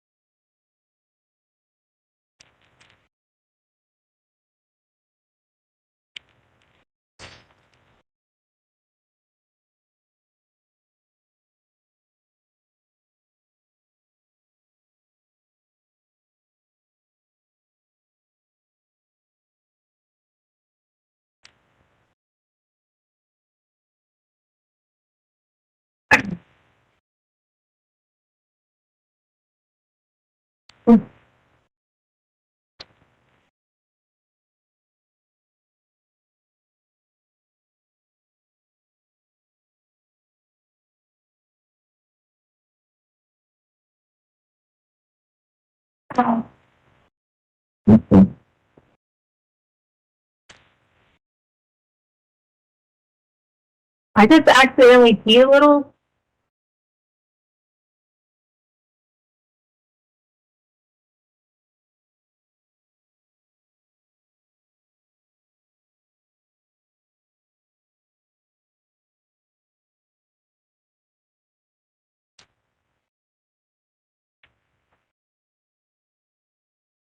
Now my pants are wet.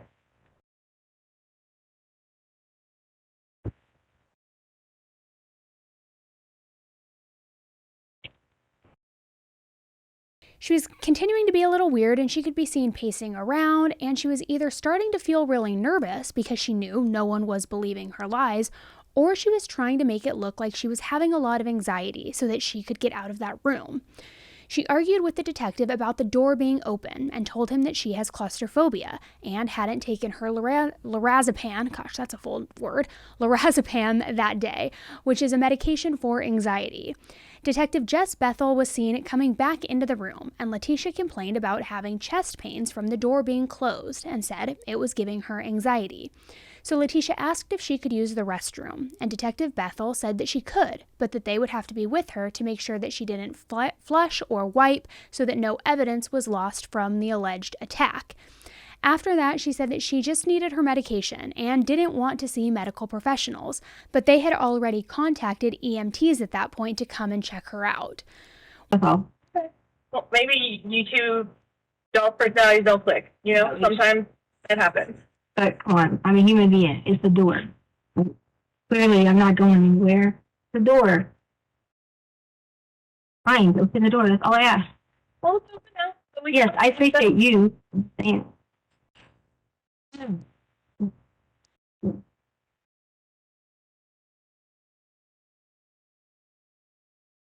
You know, if there's anybody at your house that can bring your medication. My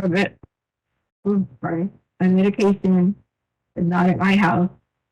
Probably. Book bag. So yeah, it's probably in my book bag. Put it my friends on right here. I don't have a number because you guys took my phone. Well, if you want to tell us your passcode, we can get the number out of the phone. If that's You guys already had the passcode because I told you plainly earlier when you were here about something. I said the code for, I think it's the same password we use for everything. Oh. I don't know what that passcode is. If you want me to get your friend's phone number out of your phone, if you want to give me the passcode, then I can. Okay, but you said medical. By the time my friend would get here, medical people could already. But they're not going to be able to dispense medication. Like the EMT is not going to be able to dispense medication. So if I have a chest pain, you're just telling me I can't do nothing. No, that's not what I'm saying at all. I'm saying they're calling for medical personnel, but it's going to be an EMT. You're telling me your chest pains are anxiety related, and I'm trying to offer a valid solution to get your prescribed medication for that issue. It's because I haven't taken it, so you no.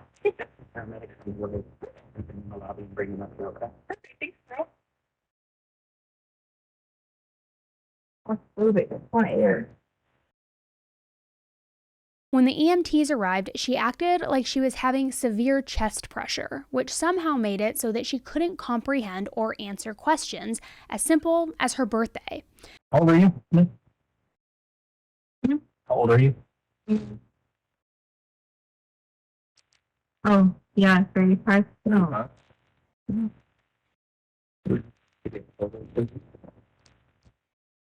Dan, what's your date of birth? What's that? 35.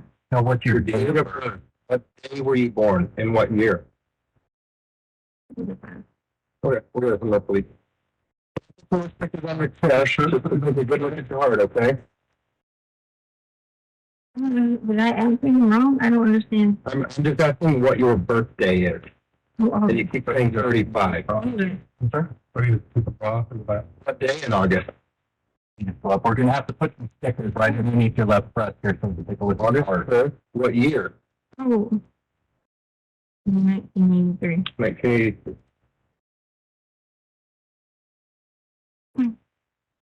Ma'am, I didn't catch your name.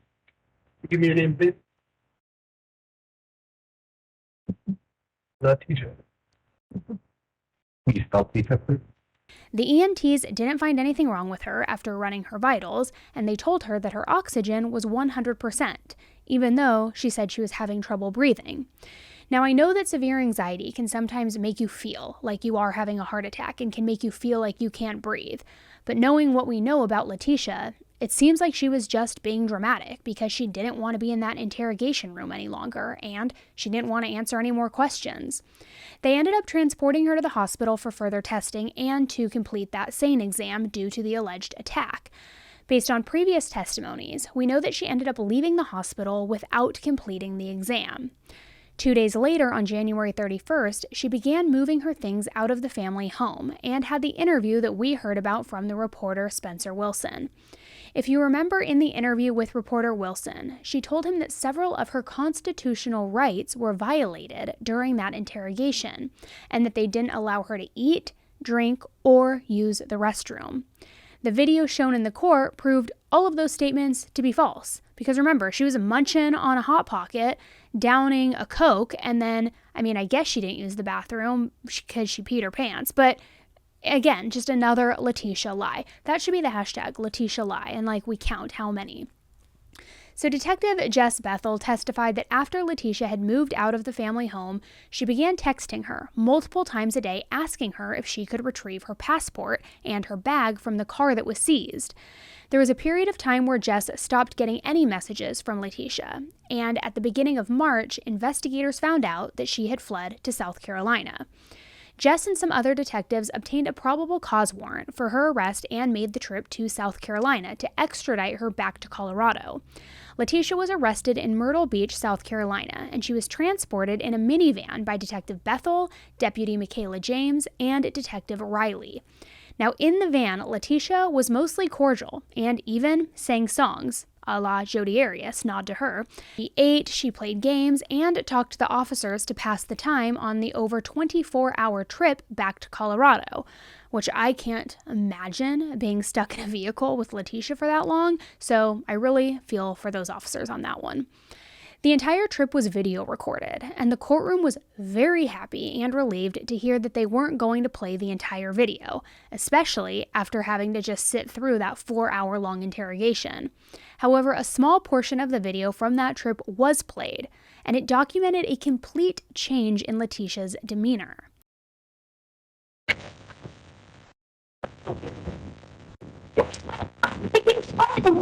Stop! She keeps threatening me. Stop. She keeps on threatening me. I have stopped it. She keeps on. She got out of the streets. She keeps on. Threatening me. I will for you. She keeps Put your arm down. Put your arm down. She keeps threatening me the whole time. Tisha, give me your arm. I will to you. Tisha, give me your arm. I will to you, but not to her. Cooperate with me. Now. Cooperate with me. I will with you, but not with her. Cooperate with me. I will with you, not with her.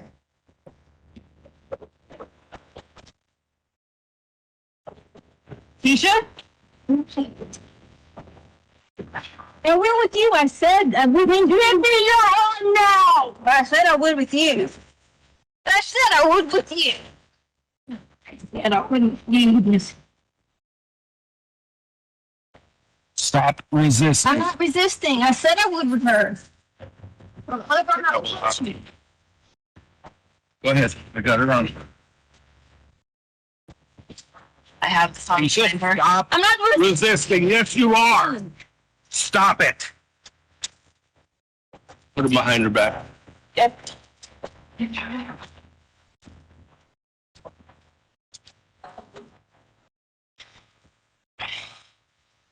Tisha, stop it. I'm not even doing anything.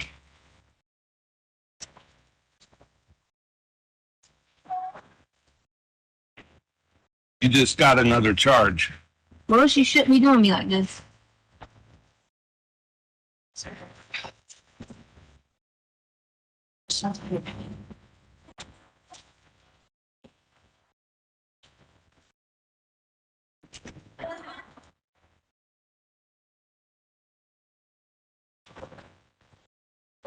In the clip, you can see Letecia moving around, which we now know was her attempting to free her hands from the handcuffs that were attached to a belly band placed around her waist. She made several glances at Deputy Michaela James' lap area, which is where her gun was secured in a holster on her hip. Letecia was successful in getting her hands free, and she grabbed a full, unopened Monster energy drink can and suddenly struck Deputy James in the face. I mean, the freaking audacity of this woman. Detective Riley was driving 75 miles per hour on Interstate 70 in Kansas and struggled to safely get to the side of the road to help Deputy James subdue Letecia. On the side of the road, he slammed on the brakes, which caused Letecia to fall back, and Detective Bethel jumped out of the passenger side and was able to get her to stop fighting. Detective Riley wasn't able to exit on the driver's side immediately because of the traffic going past them on the interstate. During the attack, Letecia kept saying that Deputy James was threatening her, and Detective Bethel testified that when she got out to help, she could see Letecia eyeing her gun as well. Oh, yep. No, I don't know where we're at. Okay, hang on.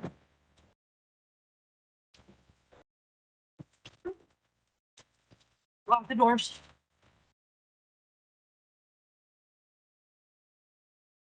I got here's what. Can you turn the air on? Is it my t-shirt? Well, I asked for help for the air, and she's been nothing but mean to me the whole day.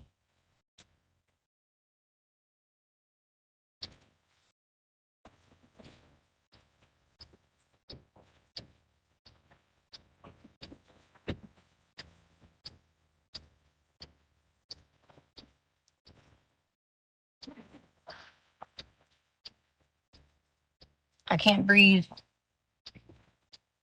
Stop. I can't breathe. Just open it so I can breathe. That's all I'm asking for is to breathe. I'm just asking to breathe. That's it. Is to breathe. That's all I want to do is breathe. 2600 Avenue. Right by Pretty Horses. On 70. I'm not resisting her.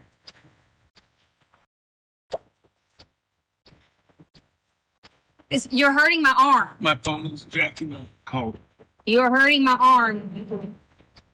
You're hurting my arm. I just want my arm. It's hurting my arm. Just let my arm go. It's hurting my arm. The more you press against me, the harder I'm going to press on the I understand. It's not the pressure point. It's my arm. It's bent backwards and it's hurting. Can you just take pressure off my This is arm? Detective Bethel with the El Paso County Sheriff's Office. Please, off my arm. Need a bonus unit I am. to the 2600 block of It's pulling my. Interstate 70. Pulling my wrist, please. I have Letecia Stauch in custody. She's just attempted to escape and she's trying resisted. I didn't try to Hold escape. on. You just tried. No, I didn't open the door to breathe. Yes, ma'am. I'm on I-70 westbound in the 2600 block. Calm. We were not doing anything, correct? Can you please put me with my wrist? Let me speak first, okay? Okay. As soon as you try to open that Do door. you remember the last mile marker we hit? The door so I could breathe. It's hot. I asked you to help me, but you just lean over and don't help. I said, hey, could you please find out how to turn the air on? Hey, the whole time you've been nothing but rude to me. Letecia. I'm just putting my arm down because it's hurting.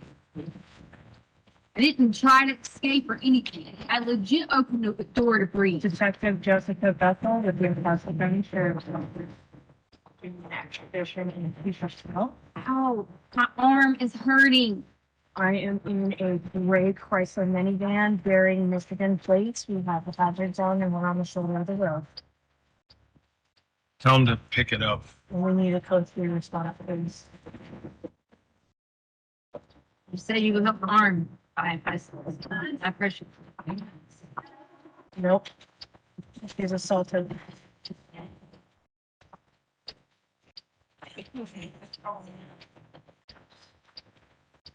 Oh, it's hurting. Boy Edward Tom Henry Edward Mingan. Hurting my arm. It's hurting. 8/4 of 83 is her birthday. I did not try to escape. No, man, I I have did two other not. Tell us deputies the with me. story. SRT. Could not breathe. I asked you to open the door. Yep. We've got her under Yes, ma'am. control right now. We've got Kansas coming out here now.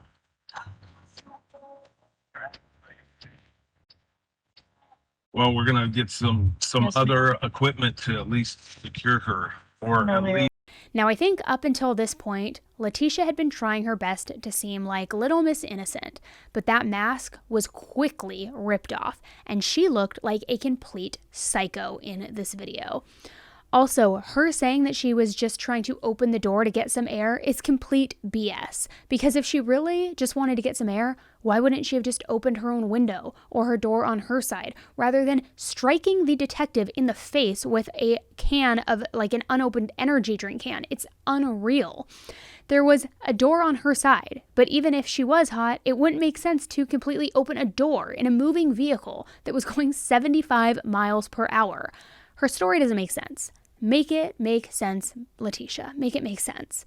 It seems like whenever Letecia doesn't get what she wants, right when she wants it, then she just snaps out of nowhere.